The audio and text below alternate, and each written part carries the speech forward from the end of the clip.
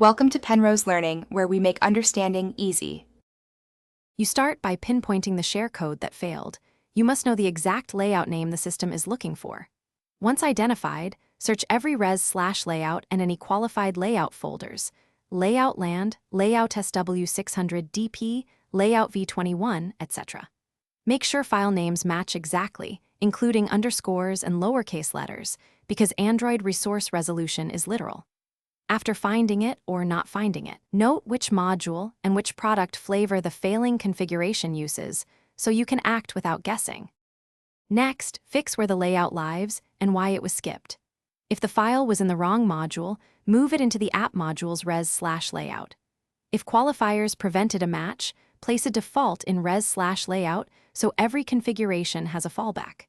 Rename the XML to the precise resource name the share code expects. Then sync Gradle so flavor and variant-specific overlays merge correctly. Once done, the resource merger will include the corrected file in the final app. Finish by forcing the build system to pick up your changes.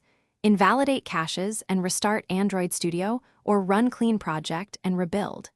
Then install the same build variant you inspected and trigger the share action to verify the layout resolves. If it still fails, open the merged resources in the build output to confirm the layout was packaged, and read the runtime log for the exact resource name requested. Troubleshooting tip: if nothing else works, confirm product flavor/package difference. Thanks for watching. If this was helpful, leave a like and consider subscribing. See you next time.